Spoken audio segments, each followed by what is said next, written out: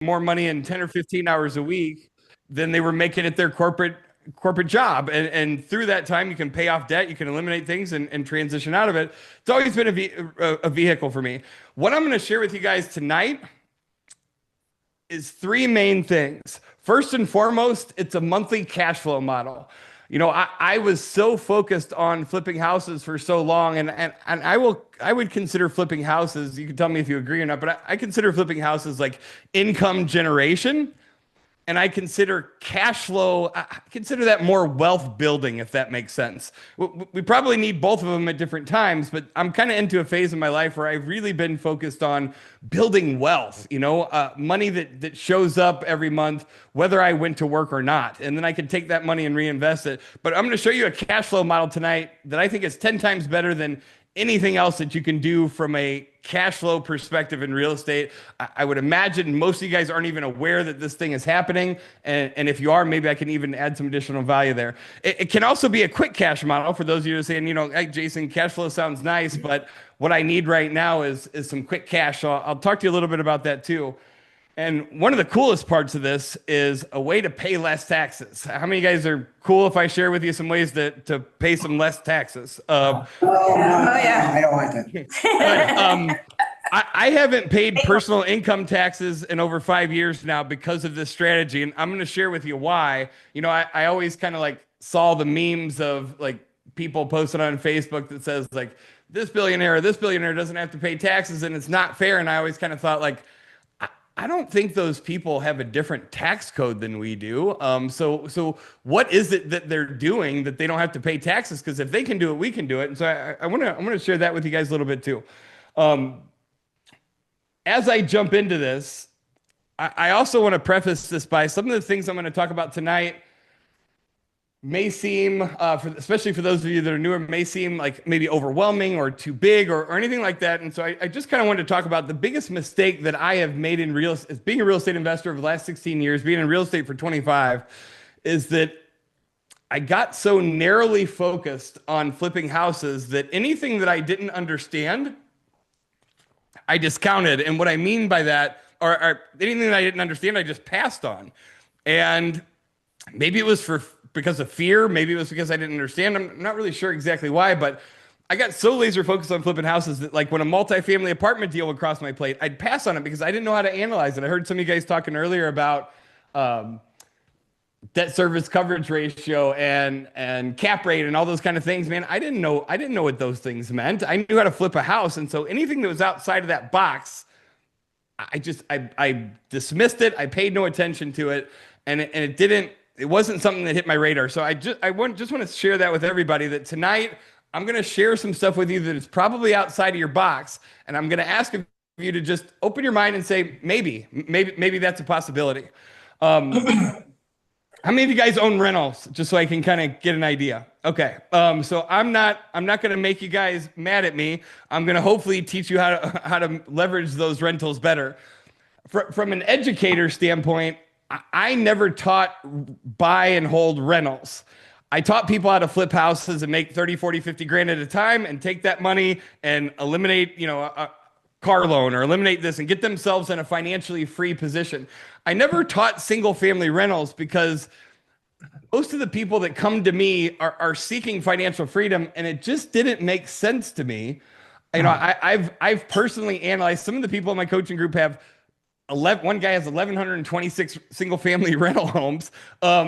I can tell you on average from coast to coast, from California to Baltimore, the national average in net cash flow on a single family rental is about $150 a month.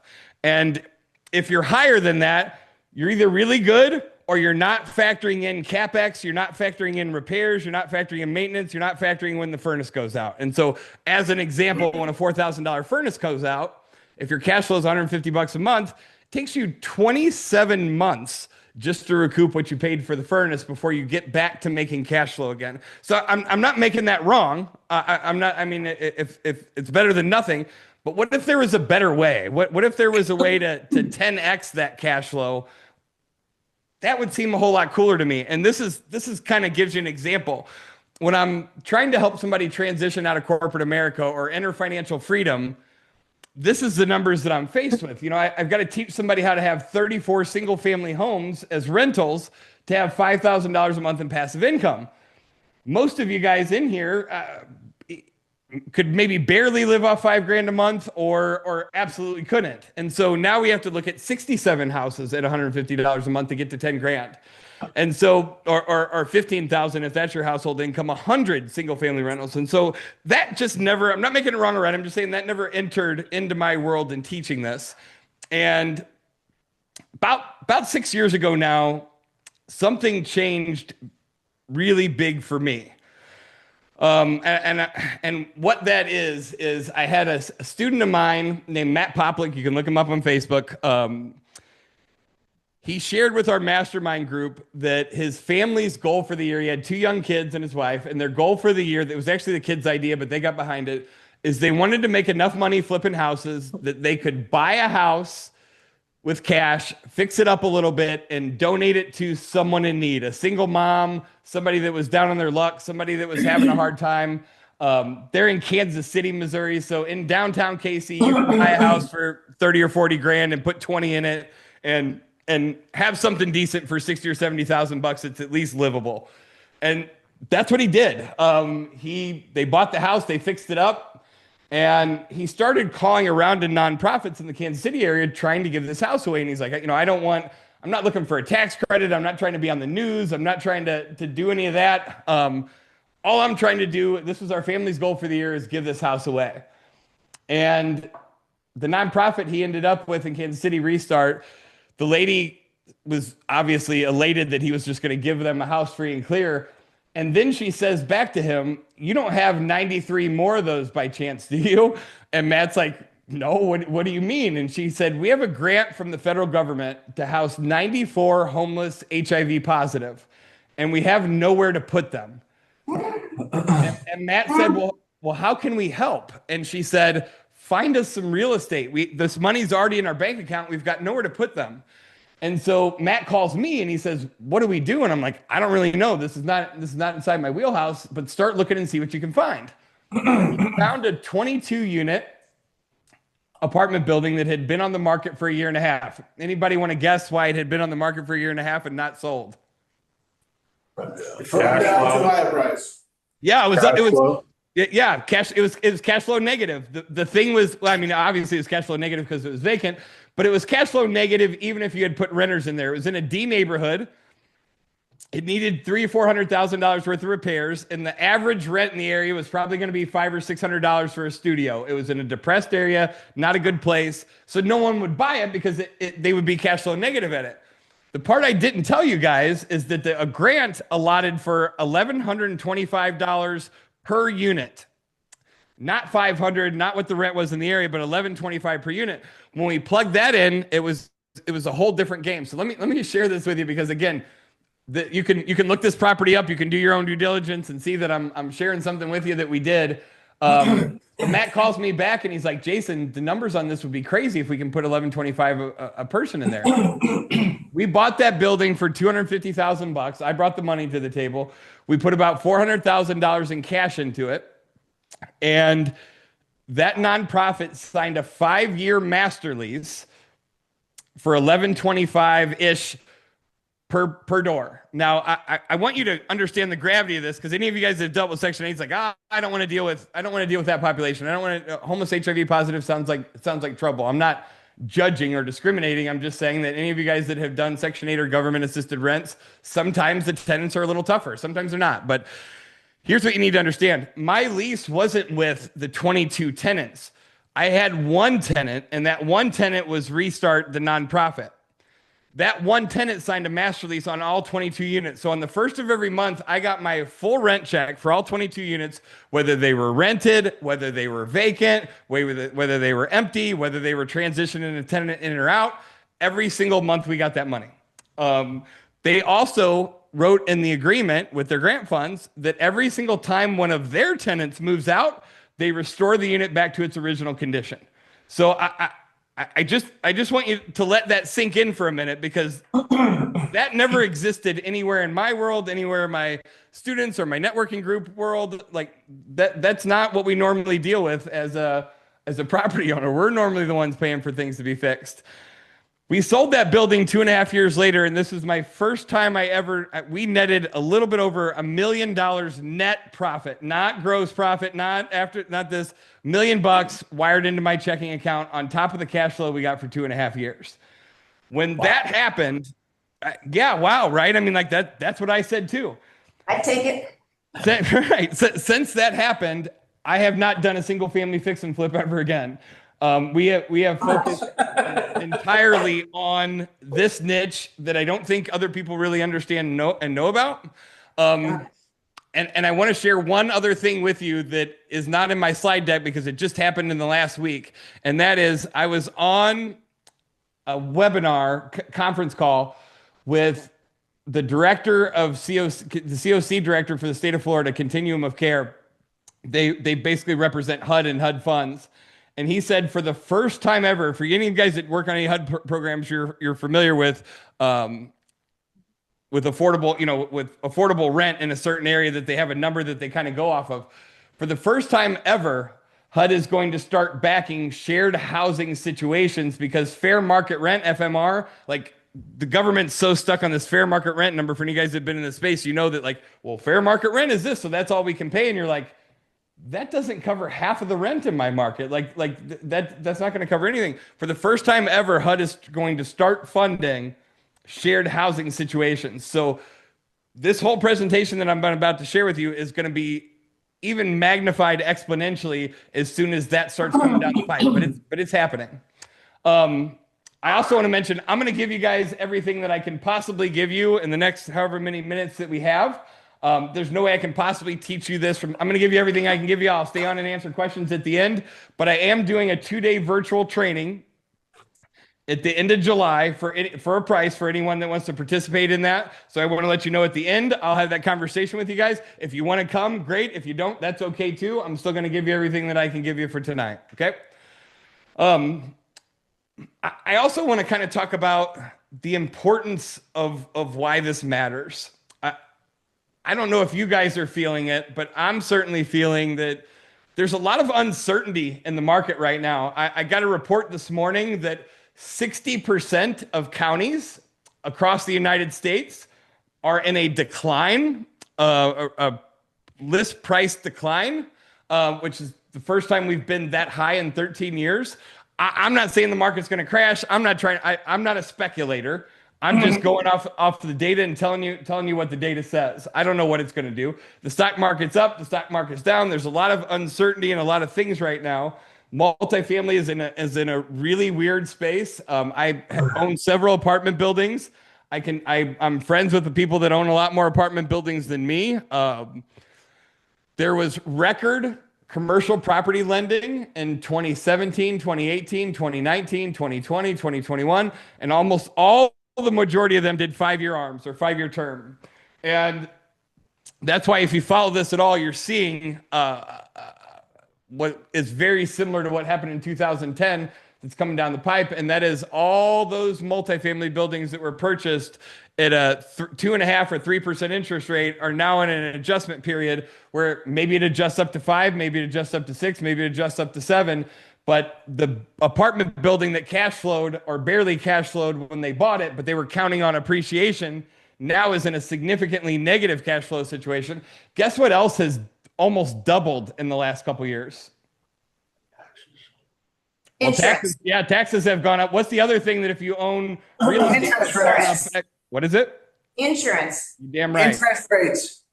You dang right. My insurance on one of our buildings went up from $7,000 to $14,000 in the last 2 years annually. So you factor all that in and then you double or triple your interest rate and you can understand why things are in a weird place. What I'm going to share with you guys tonight is how to avoid that uncertainty and put money where it's a little more guaranteed. And I know I'm making crazy claims, but I'm going to show you every single one of these deals. I'll give you the addresses. You can look them up. You can verify everything that I'm saying. But on the last 3 transactions that we've done in this space, $2.3 million in cash, over $100,000 a month in net, not gross, net monthly cash flow, and about $8 million in equity in it. I'll show you that in a second. So what do I mean? I know it's crazy, but watch and let me blow your mind for a minute. What do I mean by shared housing? I'm going to teach 7 different areas of shared housing tonight. One of them I would consider not passive, and the other 6 I would consider very passive. So I just want to preface that in that when you see my first slide and we talk about assisted living, I don't know that I would entirely consider that passive.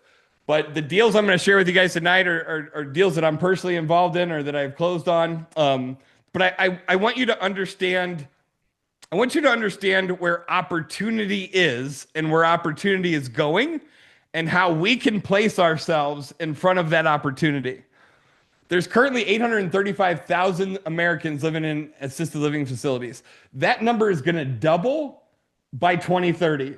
And so I want you guys to kind of understand the gravity of some of this stuff. So if you choose to, you can choose to position yourself in the trajectory of where things are going at a big pace. I don't think there's enough builders and construction companies in our country to build enough real estate in that period of time. We're only, 5 years away from that to house all the amount of people that are needing to be housed.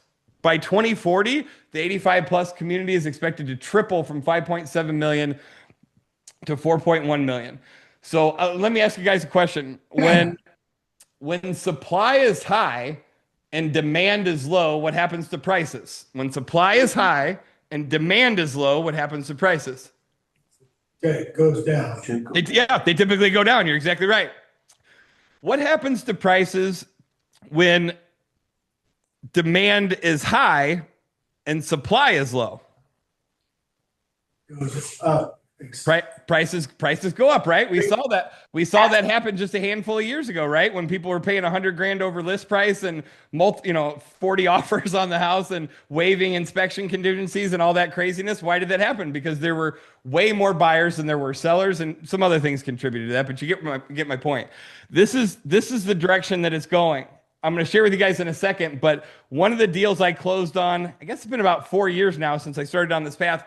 We bought a 94-bed assisted living facility in Milwaukee, Wisconsin. I'm the primary on it. It was brought to me by a student. My student owns 30% of it. His name's Paul Martin. You can look him up. Paul brought me this deal, and we originally analyzed it as a cash flow deal. When we bought that property, we were contracted at a little over $3,000 per month per bed. I'm saying this not to impress you, but to point about supply and demand. It was a little over $3,000 a bed when we closed on it. Who pays? What's that? Who pays? Federal government, Social Security. We're paid by an MCO, like Community Care or My Choice Wisconsin. MCO means Managed Care Organization, but it's paid by the federal government. It's backed by Medicaid. They're not private pay. They're government pay, which I prefer, and we can get into that over time. But that check comes in every single month like clockwork. We don't have to chase it down. What I want to share with you, though, is that in the last 4 years, we've gone from a little over $3,000 per month per bed. We're now at almost $6,000 per month per bed. Billable. I can show you the numbers. I can show you the tax returns. Double. Times that by 94 beds. It's our cash flow. Our cash flow is little over $500,000 per month. Not cash flow, but gross income. Our cash flow is about $140,000 a month net. So I'm just sharing that with you. Again, not to say, hey, look at me. If I had to do over again, we wouldn't have bought a 94-bed assisted living facility. I'll tell you that. That's why I said it's not been passive. That being said, I live in St. Louis. My partner Rachel lives in St. Louis. The 94-bed is in Milwaukee, Wisconsin. I've been there once or twice. She's been there maybe 3 times. So we don't clock in there. We don't go to work. We have a management team. We have an ownership team. We have a really good structure. I'm just sharing it with you that even if you just did one single family home, you could potentially follow this model. It may not be quite as passive as the other things that I'm going to explain to you, but I just want you to know that that's an available option and something that you can do as small as two units or 4 units. Not even units. You could buy a single family home and have 2 residents or 4 residents. We're classified as a CBRF, community-based residential facility. An AFH is an adult family home, and you can have 4 or less in that, and it actually pays double what CBRF pays. We'll get into that when we have more time. I just want you to understand the model and understand it can be set up in a way where you're not a slave to it. I want to talk about the homelessness part next. Um, this is a real problem in America. And in 2020, there were 580,000 homeless in the United States. 30% of them had kids. Our current homelessness is the highest it's been since 2007. And a couple years ago, Congress passed a $9 billion CARES Act to house homeless permanently. I don't know if you guys read about this or not, but Denver, the city, had Harvard and MIT and maybe Yale. I don't remember all the schools that came out. And they had them do a study of what it cost their jail system to house people that are homeless. And what I mean by that is, like, I don't know the exact numbers, but people that are homeless have a 70 or 80% higher chance of breaking the law or offending than people that have a roof over their head. You can imagine all the reasons why that's the case. But they figured what it would cost them, and I don't remember what it was, but it's some crazy number, $300, $400, $500 a day or something, is what it costs the county and the city and the courts and the lawyers and the judges and all that stuff to bring these people, to house them in a jail cell, in a county jail cell per day. And the project that they did, that was a test project, is the Walton family chipped in on it. They brought in a lot of investors. They built a 300-unit apartment building and gave those people who were getting out of the county jail a place to live for free in the beginning. And within 5 years, with the money that they saved from those people not being in the local jail system, they paid that 300-unit apartment building off in full in less than 5 years with the money they saved from those people. You can look it up. It was a USA Today article. I'm sharing that with you because what I want you to understand is the federal government allots billions of dollars a year for these different types of projects. That money flows into the COC director for each state in all 50 of our states. And from that continuum of care director, it's then funneled down to local nonprofits that are able to use this money for different things. I have personally spoken to over 200 directors of nonprofits over the last 5 years, and almost every single one of them says to me, "Why are you the first person that's ever come to us that's helping bridge the gap between the money that we receive and the real estate that we need? You're the first person that's ever come to us and been able to help with this."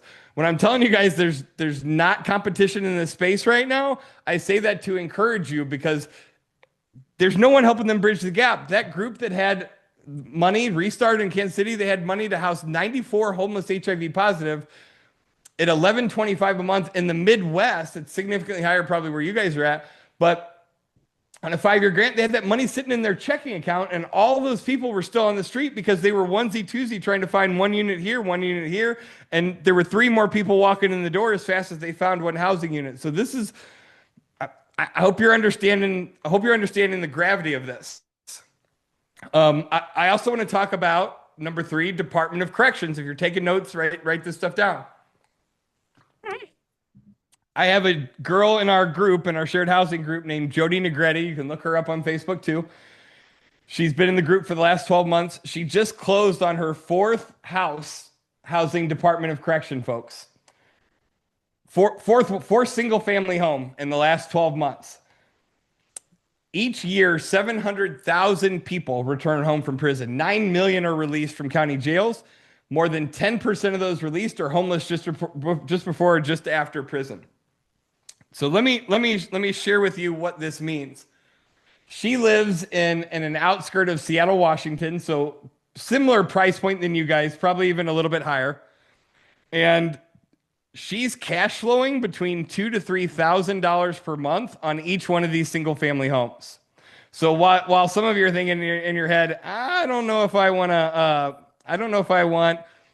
Department of Corrections people in my house. If you can turn your $150 a month net cash flow into $2,000 or $3,000 a month net cash flow, it may change your mind a little bit.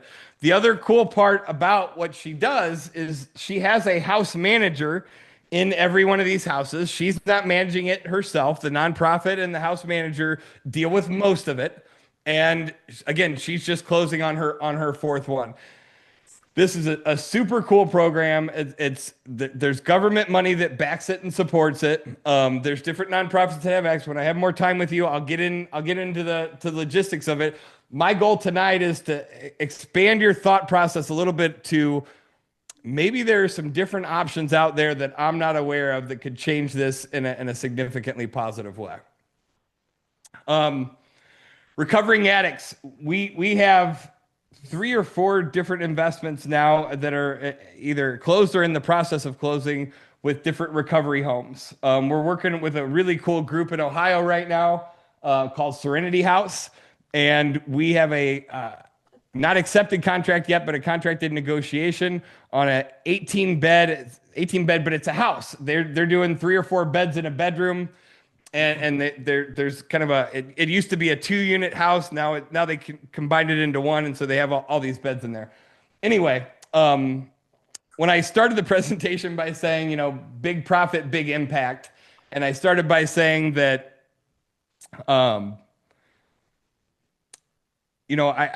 real estate investing has always been a vehicle for me, trading time for, to avoid trading time for dollars or something that paid me a lot of money in a little time. I was never the guy that woke up in the morning like crazy passionate about real estate. I was like crazy passionate about being financially free and creating a life and helping other people and this and that. But I never I like real estate. I mean, I enjoy it, but it was never like this. It was just another house to me. And when we took those 94 homeless people off the street in Kansas City, that was one of the most rewarding things that I've ever experienced in real estate investing. I mean, it's cool to sell a rehabbed house to somebody that can afford to pay for it. Like, that's great. But seeing the difference that we were able to make in a positive way, it had a big impact on me. I'll share with you that my brother, and probably everybody on the listening to this has somebody they know that struggles with addiction, but my brother has been a heroin addict for 20 plus years now. He didn't start off that way. If you looked at him, you'd never say, look at that guy, what a junkie. He used to get really horrible migraines when we were little kids. My dad, like I said, my dad bailed when I was 11 or 12. My 2 brothers are younger than me. My mom's a nurse. And so when my brother was 8 or 9, he used to get these terrible migraines. And since there was nobody else at home, if he got one at 2 in the morning on a school night, my mom had to load us all up in the car and take us to the emergency room. And I could remember when they would shoot him up with, I don't know, Demerol, whatever painkiller they shot him up with in the ER. I mean, his migraines are so bad, like he couldn't talk, he couldn't really walk. If you guys know what I'm talking about, you could watch the pain go away. And they gave him opioid pain meds as a prescription for his migraines. And over the years, he got addicted to the opioid pain meds, and then they wouldn't give him opioid pain meds anymore. And some kid at school gave him heroin, and it spun up to that. And so I share that with you because it's like near and dear to my heart. And I hope that every one of these things that I'm sharing with you tonight, you relate in some fashion to it's really cool to make a lot of money. Don't get me wrong. I'm here to teach you guys how to make money. But if we can help people and make a big difference at the same time and make $1 million when we sell it, that to me just really fueled me at a level that I hadn't been with real estate before. But to share some statistics, 85% of people relapse within 1 year of treatment. 21 million Americans suffer from at least one addiction, yet only 10% receive treatment. I also want to make sure that I'm clear on this. I'm not saying that you run the rehab home. I'm saying that you find the piece of real estate and you rent it to the nonprofit that's already running an addiction recovery center. Does that make sense? You guys with me on that? Yes. If you want to run an addiction recovery center and make more, you probably could. But what I'm sharing to you with Department of Corrections in this is that you don't have to run the home. You don't have to be in charge of it. You just have to bridge the gap between the money that they're receiving and the needs that they have, if that makes sense. There's nobody in these nonprofits that typically is a real estate expert that's negotiating with sellers, that's finding off-market properties. We've taken rundown motels that no one wanted and bought it dirt cheap. We've closed on a defunct memory care facility and repositioned that. We've got some people in in our San Diego and Los Angeles groups that are looking at commercial real estate, as a gentleman mentioned earlier, and transitioning it over because many of these cities are fed up with the money that the money that they're having to spend for people that are on the street. Another area that is something to pay attention to is college kids. I think somebody might have mentioned earlier about that. When I first started teaching that, one of the girls in our shared housing group said, "Couldn't I just use one of my own rentals for this?" And I was like, "Yeah, of course you could. Why? What do you got?" And she said, "I have a 2-bed, 1-bath. I want you guys to just again grasp this. I have a 2-bed, 1-bath home, and the tenant just vacated." And I said, "What's your rent?" She said, "I get $1,100 a month." And she said, "But I'm like a mile away from a trade school." And I said, "Well, call the." She's like, "Well, what should I do?" And I'm like, "I don't know. I don't know if there's a demand for it. I'm not telling you it's a good idea or not, but call the trade school and see, because they had dorms there, and see if their dorms are full or not. And that'll kind of give you a gauge of whether or not this might go." And so she calls me back and says, "They're 100% full with a wait list." And I said, "Okay, great." And I said, what do they charge?" And she said, "They charge $875 a month for a room like this that you see on your screen. There's no refrigerator, there's no stove, there's no bathroom in the room. It's just a room. And you got to go down the hall for the bathroom and share it with your neighbor kids. And it's $875 per bed. So $875 times the two of them."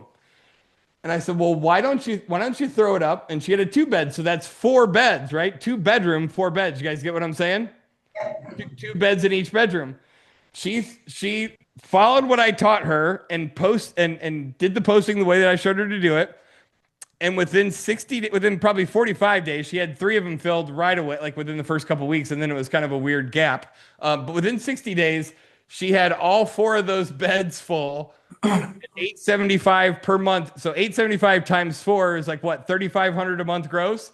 So she went from $1,100 rent, which is probably $100 a month net cash flow, to $3,500 a month in rent, which was probably $2,500 a month or more net cash flow. That's like 20 times her. You guys get what I'm saying? Like crazy, from repositioning something that she already had. This is statistics on that. 22% of university students live on campus. Only 22% live on campus. 16.7 million live off campus. Occupancy is high. 8.6 million students per year need housing near a college campus. So this is something to pay attention to. Now, I will say, I'll get more into this when we have a couple of days together, but what I will say is you really need to do your homework. We're in kind of a weird place since COVID, right? Like not everything is the same anymore. 4 or 5 years ago, I would have been there myself at your meeting tonight. Now we're in this world where we can do Zoom and we can do these different kind of things. Some changes for the good, some changes for the bad. But one of the first things that I look at when we're looking at a student housing deal is is the student enrollment rate declining or inclining? And that'll kind of give us a guide. And there's some other things I can share with you, but it's something to pay attention to. Battered and abused women, foster kids. We've got a really, really cool project going right now for foster kids. The federal government and local and state municipalities spend a lot of money with the foster care system, and we're doing a group home type situation right now that we're trying to close on. Also in Ohio, the county judge, his wife is in our shared housing group, and he was telling us how many that their foster system is so overrun that they're having to ship kids out of state. They're breaking up brothers and sisters, and it was something like $180 a day that the county is paying to house the foster children. And when you think about $180 a day, I mean it's almost $5,000 or $6,000 per month that they're spending. We found an off-market property that used to be a summer camp. So it had like all these little buildings on it, and it had one big like 5,000 square foot mess hall, like just big structure. And we're working on converting that into a place that can house somewhere between 20 and 30 foster kids. We're going to be able to bring it in for half or less of what they're currently paying right now, and with ridiculous cash flow, and do way better for the kids. Really, really cool. But here's the numbers: 224,000 children exit foster care every year. 20,000 left foster care in 2020 without reuniting with their parents. Only 50% will reunite with their families, and there's some sad statistics on there too. That what if we can make a difference? What if we can do something different? What if we can help them and have a greater cash flow than what we would have ever had doing it any other way? So I want to jump in real quick. I know we probably don't have, Grace, do we have 15 minutes left, or how much time do we have? 45. Okay, cool. Good. Okay. I'm trying to do the math in my head and I can't see my clock. Yeah, I get you. So I want to share this with you because this is the first deal that we did. This was the 22 unit that I talked about. And I'm going to bring this up first because I don't know that I would have ever sought this deal out on my own because, like I told you guys, it was outside my comfort zone. I had fear associated with anything other than a single family rental because I didn't know how to evaluate it. I had no idea what cap rate meant. I didn't know how to figure cap rate. I didn't know what a good cap rate or a bad cap rate was. I also didn't know that cap rate is really kind of a crappy tool to evaluate whether or not it's a good investment because cap rate doesn't factor in debt service. All these things, right? A cap rate 4 years ago when interest rates were 2.5% is a different deal than a cap rate today that, with an interest rate of 7% on the debt service. That's why it's important to know and understand these things. But I didn't know them and I didn't understand them. So I passed on a lot of different opportunities. I don't want you guys to pass on the opportunities. I want you to look at this in the way that I did. And so what I mean by this is that this was a deal that a student in my group brought to me. And the student was a commercial real estate broker. So he understood cap rate. He understood all these things, but he didn't have the money to buy it. He didn't have the credit to qualify for the loan. He didn't have any of those things. And so we were able to partner on this transaction. And I don't force anybody to partner with me, but here's what I want you to think about. Matt brought this deal to the table. My partner Rachel and I put up 100% of the cash. We paid cash for the purchase price. We put up the $400,000 in repair costs. And Matt found the deal and he managed the rehab. Rachel and I took a 66% ownership stake. Matt took a 33% ownership stake. He had not a dollar invested in the deal. He had absolutely zero risk, and he didn't have to sign on the loan docs or anything else. He had absolutely no risk. Do you guys feel like that was fair to him? Yes or no? Yeah. Sure. I mean, it was. He's the one that suggested that split, and I was like, that's fair with me. He had absolutely, the person who has the most to lose should have the most equity most of the time. That was his suggestion, mine. But at the end of the day, when we had cash flow of around $8,000 a month, net monthly cash flow, Matt got 33% of that every single month, dropped in his mailbox. When we sold that thing and made over a little over $1 million, he got 300 and something thousand dollars wired into his checking account. Never spent a dime, never took any risk. Not a bad gig. So I just want to kind of give you an example of how this looked. So we bought it for $250. We put about $400,000 in it. By the time you factor in closing costs and whatever else, we were all in for about $700. That master lease that we got with the nonprofit was for $25,000 a month, every single month, like clockwork. Oh, the part that I didn't tell you guys. They called, this is how crazy this world is that does not exist anywhere else. They called and like within 30 days of us closing on it, they called and said, hey, we're having some trouble out around back by the dumpsters. There's people gathering back there. I think they're selling drugs. It looks like, it's not good. So we want to put up a security system on the building, all around the building and all this kind of thing. And my stomach's kind of sinking as they're saying this because any other time the owner of the building's got to pay for it. And I say, okay, great. Do you have you gotten any quotes? Do you have any idea what you want costs? And she said, yes, we've got several quotes. The one we want is 14,000 and some change. And my heart sank because I'm thinking the next thing she's going to say is, Jason, we need you to pay for it. And so that's what I say to her is I said, so I'm guessing you're asking if I'll pay for that. And she says, yeah, we need you to pay for it. But as soon as you pay it, all you have to do is send us the invoice and we'll cut you a check for the $14,000 back out of our fund. Guess who ended up paying for that $14,000 security system? They did. They did. Guess Yeah. guess who owns it? You do. I did. That's an asset that goes with the building when we sell it. Tax. We had a HVAC roof mount HVAC unit that went out in another one of our properties.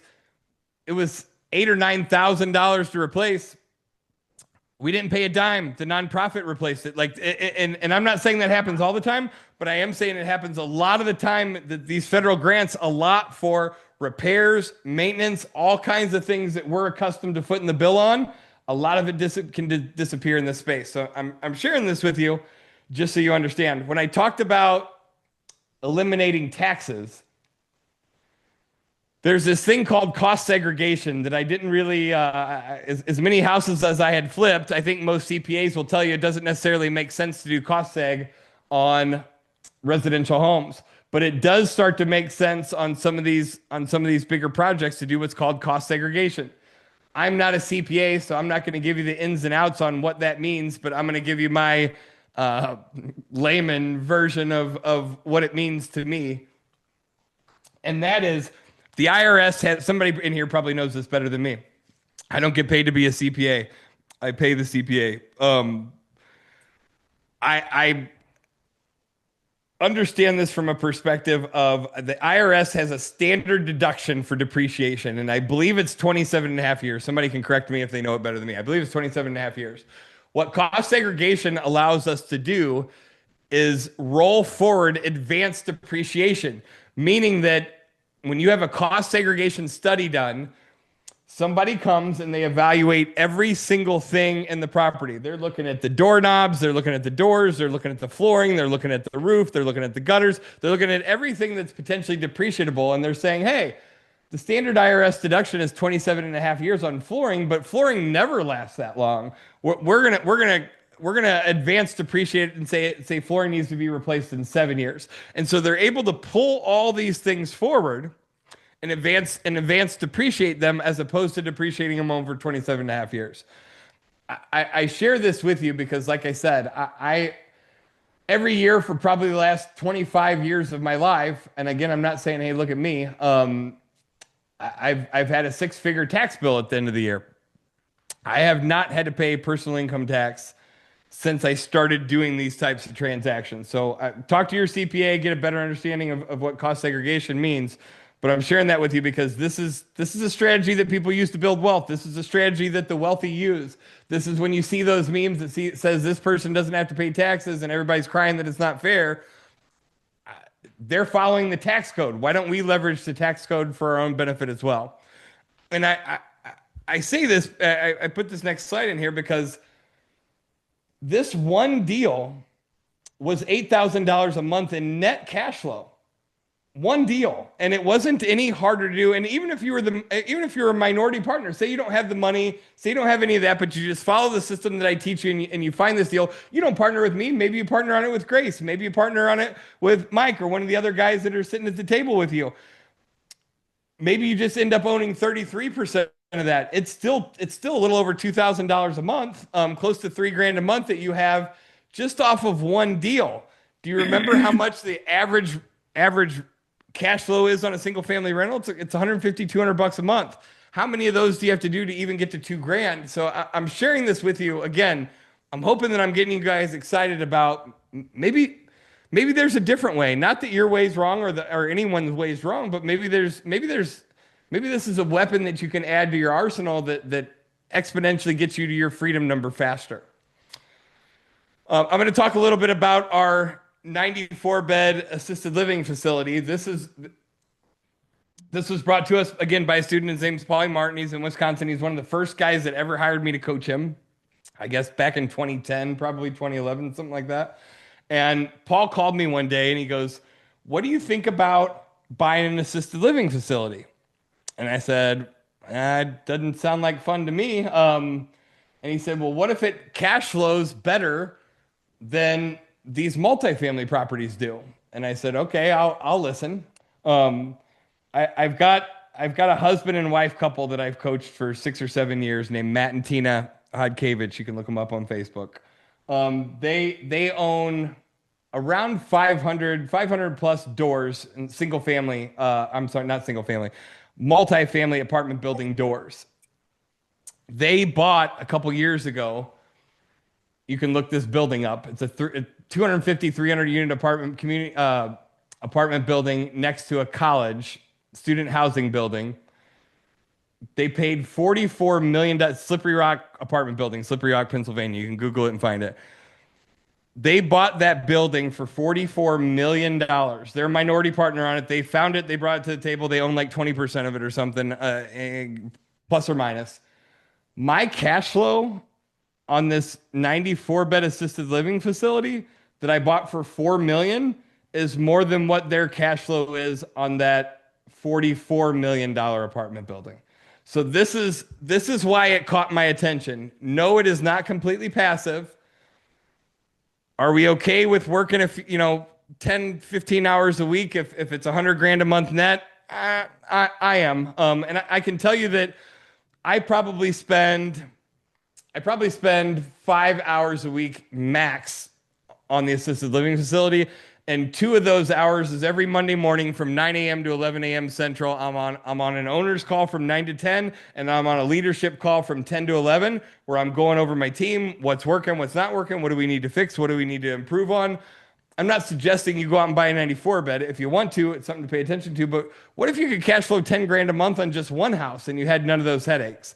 I'm bringing this up because there's some of you at the table tonight that would absolutely be interested in trying to take down a 94 bed. And there's some of you saying not a chance, but hey, I'd consider 8 beds in one house. So I'm sharing this with you so you can kind of understand where you may fall in this and what the opportunity is and why I paid attention, because the cash flow was so much greater. Other thing that I want you to understand is, do we make more money as a house flipper if we find a distressed seller that just wants to get out? Obviously, answer yes, right? We do. Do you think there are distressed sellers in the assisted living space or in any of these spaces that I'm talking about? Of course there is. When we came across, when my buddy Paul, buddy Paul met Dan, the owner of this building, he had owned it for 30 years. He was a nurse. His wife worked at the hospital, and they had a daughter that had a developmental disorder. And when she was a kid, they were touring around facilities to put their own daughter into, and they didn't feel safe, and they didn't like any of them. So they bought a small single-family home, and they worked there part-time, and they put their own daughter in their own home because they couldn't find the quality of care that they wanted for their child. And the hospital quickly referred them a bunch of other people because they knew they were the ones running it. And within 30, 60 days from them starting out, they had that first house full. And just with that first house full, they had enough net cash flow to replace one of their salaries. So his wife quit first, and then they bought the second house. Long story short, they ended up with 10 homes and 94 total beds. And so I want you to, I guess, I don't know that I said that to you guys.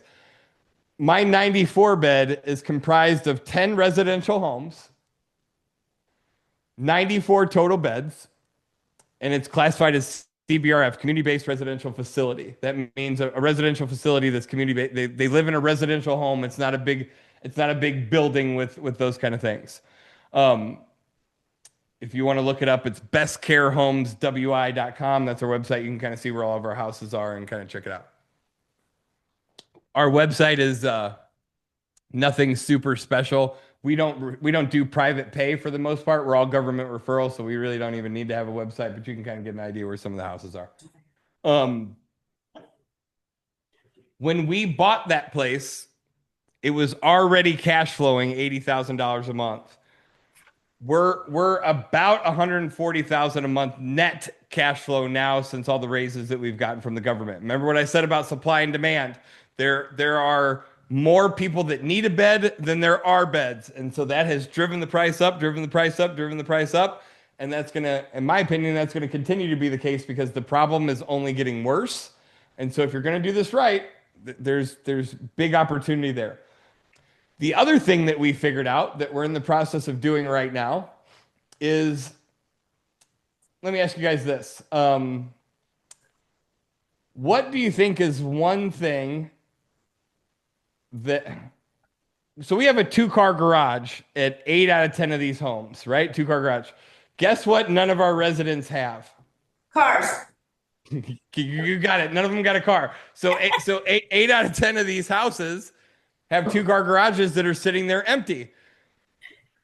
We're in the process of going house by house and transitioning those two-car garages into 4 more beds, 2 bedrooms in each garage, 4 beds total. Oh yeah, by the way, we're allowed to put 2 beds in each bedroom. So when I say we get $5,800 per month per bed, that's a little over $10,000, almost 12 grand per month per room. Make Have you sense? considered putting tiny houses in the backyard? It makes you right. The ADU thing that you guys were talking about earlier, it makes you think about it, right? Well, I could show you how to do that under the Fair Housing Act and give the bird to the city. Federal law. I'd love to have a side conversation with you about that, man. Yep. So I want you guys to kind of understand the gravity of not only by adding these additional units do we increase cash flow, because guess what? Our expenses aren't really going to go up because we already have the house staffed. We are already paying the mortgage on the home. Our fixed expenses are already there. The only thing that's really changing is we have another bed or 2 more beds or 3 more beds that are paying rent. We do have food costs, obviously, but most of it is net profit. So not only can we add a significant amount to our net monthly cash flow or gross monthly cash flow, but we're adding probably somewhere between $1.5 million and $2 million in value of the entire portfolio. So I want you to kind of consider those things too. I know this is on a bigger scale, but just think about it as one single family home. What if it was just one single family home, 4 to 5 bedroom house with 2 beds per room, and you net $1,000 per month per bed, which you can do better than that. But even in a worst case thing, it's $9,000 or $10,000 per month net income for one house. So again, I'm not saying you should get in the assisted living building business. I'm saying what if you could set this up in a way where you had a team and you had people that were in infrastructure and people that were working there. I'm not trying to make anybody a job. I don't go to work at the assisted living facility. My administrator goes to work there. Our nurse goes to work there. We have 50 caregivers for 94 beds. They go to work there. I don't go to work there. I work on it, not in it. What if we could set up that same model with way less moving parts with just one home with maybe 4, 5, 6 residents in it and somebody to oversee it? What if you could build that model? Something to think about. The last thing that I want to show you or the last deal explanation that I want to show you is this Department of Corrections stuff. If you would have asked me 5 or 6 years ago, if I ever wanted if I had ever thought about renting a home or one of my homes to people that were transitioning right out of prison, my knee-jerk response, if I'm being honest with you guys, would have probably been no. To me, taking 6 guys that just got out of prison and throwing them in a house together is probably a recipe for trouble. I would say if you took 6 men that weren't in prison and threw them in a house together, it's going to be trouble over time, right? I'm going to tell you what, if I'm sharing a 12 by 12 bedroom with another guy for too long, it's probably going to get frustrating at some point. So I get it in my head. Again, this was a student inside of our group that went the Department of Corrections route. And now, I don't know, there's probably 6 or 7 people in our shared housing group that are all actively doing these deals because they cash flow so well and they're extremely low barrier of entry, easy to do. So in our market, and it's different everywhere, I can help you guys figure out what your number is where you're at. But most of the time, they'll allow 2 beds in a bedroom. Sometimes they'll allow 3 beds in a bedroom. If you want to figure a low number, I would almost bet your number is going to be higher. But if you want to figure a low number, $800 a month per bed. So if you have a 4-bedroom home and you put 2 beds in a bedroom, you're getting $1,600 a month per bedroom times 4 bedrooms. So you can start to do the math. Now, Jody, like I said, she's buying $500,000 homes in the outskirt of Seattle. $500,000 to $600,000 is her purchase price for a 4-bed. And she's net cash flow $2,000 a month or more. So she's probably getting a little bit. She can tell you exactly what she's getting. If you guys want to jump on a call sometime, she can share with you what she's getting maybe I'll have her jump on. I'll have her jump on our 2 day for a little bit and explain to you guys exactly how she's doing it. But what if you could take a rental right now that you were net cash flow $300 or $400 a month and turn it into $2,000 a month? This is what we're doing every day in this space and making a huge difference at the same time. So I want to I'll do questions at the end. So I want to take a few minutes and talk about our 2 day training. It's going to be July 25th and 26th if you want to write that down. I'm going to do it live, but it's virtually. So meaning that it's not pre-recorded. I'm going to do it live. There's going to be you guys and 2 other groups, for those of you that want to join, that will be in it from around the country. There will be nobody else in Oregon. I'm not going to teach this anywhere else in Oregon. So I'm not trying to, let me just cut to the chase of what I'm trying to do. I am trying to find, we already are. This program's been in existence for about 1.5 years, and collectively, the deals that I've closed on with students in the group in the last 1.5 years were over $200,000 a month in net monthly cash flow on student deals that they're actively participating in, just to give you an idea, a month. The 2 day training is going to be live, but be virtual. If you can't make it, we will record it and be able to give it to you. If you're unable to attend, I would strongly suggest attend if you can. So we're going to kind of start with, from the very beginning, how to find these deals or how to create them, meaning how to find existing ones that are already out there or how to make your own. So I want everybody to leave that 2 day training with a step-by-step plan on how to locate existing properties that may work or how to create them from scratch, how to find the referral sources, how to communicate with the nonprofits, the government agencies.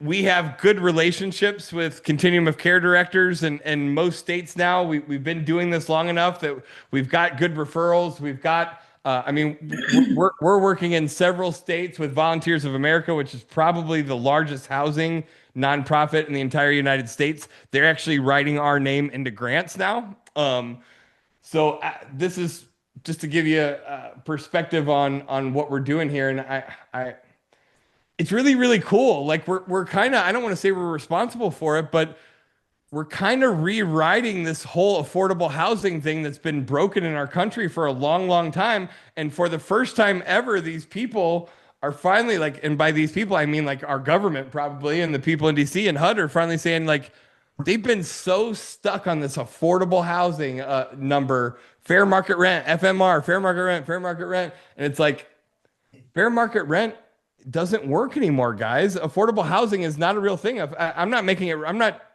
arguing whether or not it's right or wrong. I'm just saying that housing right now isn't what we would call affordable. There's a big segment of our population that doesn't make enough money to afford the cheapest house. And so that whole affordable housing thing, it's a broken system. And for the first time, they're starting to listen and they're starting to raise those numbers up. And now again, the COC director for the state of Florida told me to my face that in their meeting with HUD, for the first time, they're going to start rolling out funding for shared housing developments. And so why not position ourselves to be the first in line to be able to do those deals? Because I can promise you, when I get you talking to some of these nonprofits, they're going to say the same thing to you that they've been saying to me. And that is, you're the first person that's ever brought anything like this to us. And that to me should be exciting to everyone. It's difficult to go on a homeowner appointment this day that some other investor hasn't contacted in some form or fashion. I can show you how to go into arenas where there's no other competition there, and there's all types of opportunities. So we're gonna walk through start to finish how to find these deals, how to create them, how to build the relationship. The second thing that we're gonna cover is how to market to these. And so the other thing that I want to talk about with this is gonna be polar opposite than anything that you've probably ever learned in real estate investing. And what I mean by that is as real estate investors, do we not like typically we're looking for the deal, right? And the deal is the house. We're marketing to motivated sellers. We're marketing to probate. We're marketing to tax foreclosures. We're marketing to regular foreclosures. We're marketing to code violations, all the different things that might have a distressed seller. The deal and what I'm going to teach you for 2 days is not the real estate. We don't even need to look at real estate right now. The deal that I'm going to teach you is how to get with the organization that has $500,000 sitting in their checking account to fund 5 years worth of rent for a certain demographic, and it's already there. They just have nobody to provide them the real estate. The real estate doesn't really matter anymore. So the cool part about this is like, I'm going to teach you how to find the buyer for your home before you ever have to go and buy the house. So we're able to reverse engineer our numbers and find out whether or not this deal makes sense. And if it doesn't make sense, we'll bring them another one, we'll bring them another one, we'll find a different one. It's infinitely easier if you know how to do it than traditional real estate investing is. Traditional real estate investing, we're buying or pulling data. We're marketing to that data. We're having the conversation with the response. We got to go look at the property. We got to evaluate it. There's a lot of steps. And I'm not trying to say that there isn't steps in this. What I'm saying is that, is it not easier if you know what your buyer is going to pay ahead of time? Absolutely easier, right? You know what you can pay. You know what your profit's going to be. You know all those things. We know our exit number before we ever have to enter into agreement on any of these, which is a night and day different thing. So I'm going to show you how to identify all that, what nonprofits have the money. I'm going to teach you how to network with and get in contact with the COC director for your state.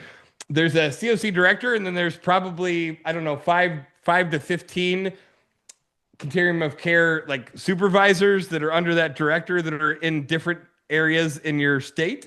So we'll talk about that. On day 2, I'm probably going to spend 3 or 4 hours with how to evaluate these deals. The number one reason that I was afraid of any of this for probably the first 7-8 years that I was a real estate investor is because I didn't understand them. I didn't understand cap rate. I didn't understand how value add affected value of the building. I didn't understand that increasing rents by $46 could change the valuation of the building. I didn't understand any of it. And so because I didn't understand it, I was scared of it. I'm sure some of you guys can resonate with that in some degree. If nothing else, you're going to walk out completely understanding how to figure cap rate, how to know how to increase the value, to know exactly what to do to increase value,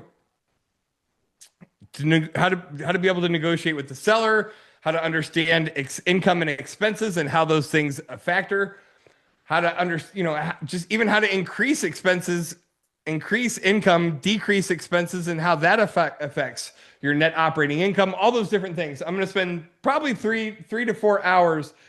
I'm going to teach you guys how to evaluate them, and then I'm going to give you some actual deals that our students are working on right now to evaluate yourself, and I'm gonna be on there live with you. And to be clear, for any of you guys that know me and have maybe been to an REI Blueprint event in the past, we usually have 400 people at our live events.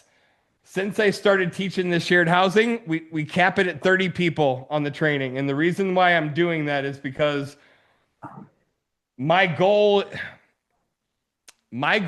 personally is to go to $1 million a month in net cash flow inside of this group on deals that I'm partnered on with. We're almost a quarter of the way there already. And the way I do that isn't by doing events for 400 people and teaching things surface level. What we have done is we have identified 10 markets around the country that I want to personally sign my name to deals. And I'm looking for a handful of people in each of those markets that are actually going to take this strategy seriously and do it. I don't force you to partner with me, but I'm looking for partners. And what I know is that, and what I've seen, I mean, you can see the results. We have, in the last year and a half, done something absolutely incredible with myself and our student base.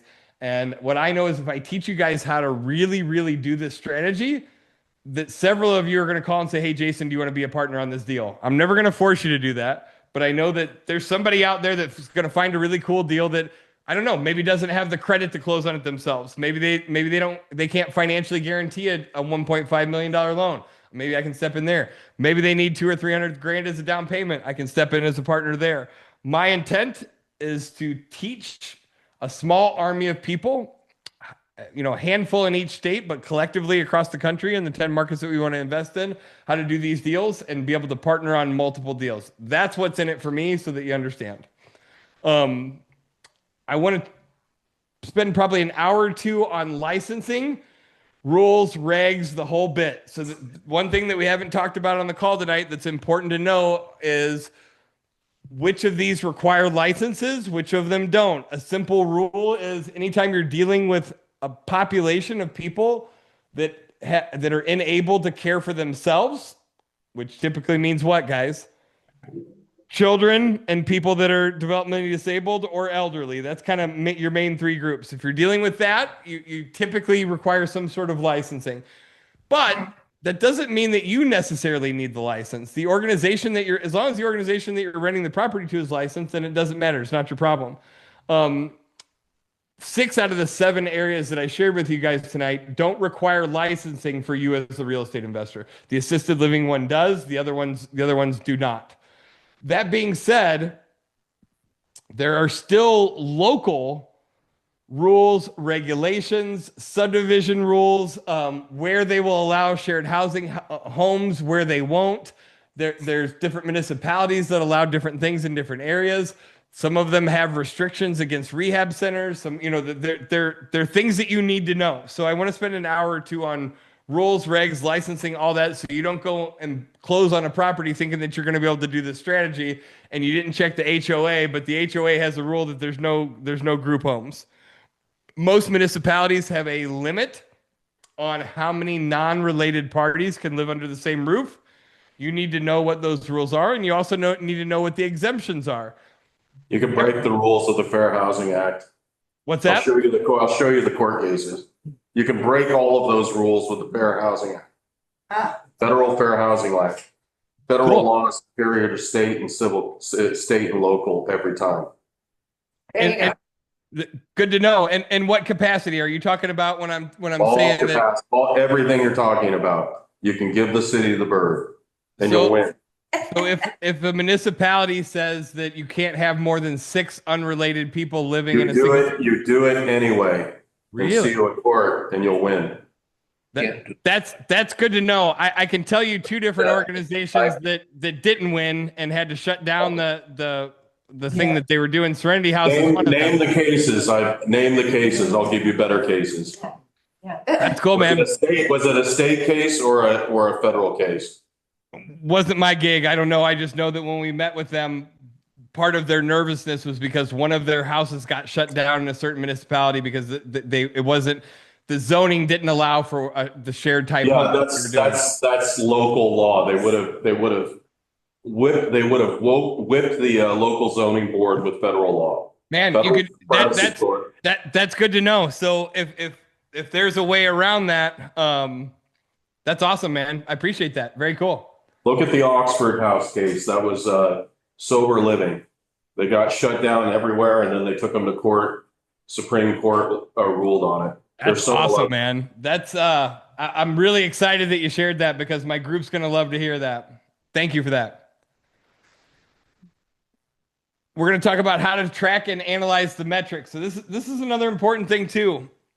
Controlling your costs and understanding your numbers, but just overall business metrics. I've been teaching real estate investors for almost 15 years now. And I've literally helped hundreds of people transition from corporate America into full-time real estate investing. But when you look at the numbers as a whole, like I used to get really frustrated with, we do an event for 200 or 300 people and a handful of them will take what we taught and implement it. You guys know this is like anything else, right? But would take what we taught them and implement it and their life would forever change.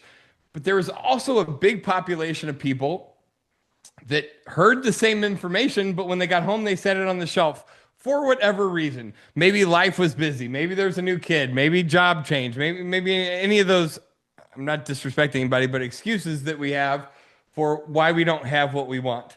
And so one thing that we realized that really helped push people in the right direction is helping them create a metric system that tracks the activity that they're doing in the business. What is going to be required in order to make this financial freedom goal of yours become a reality? That's super important to me, and we're going to take some time to talk about that.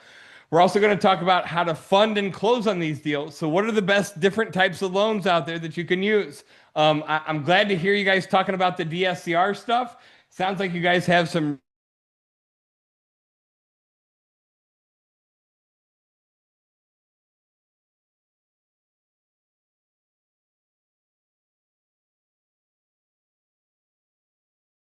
asset loans and um, all these other loan programs.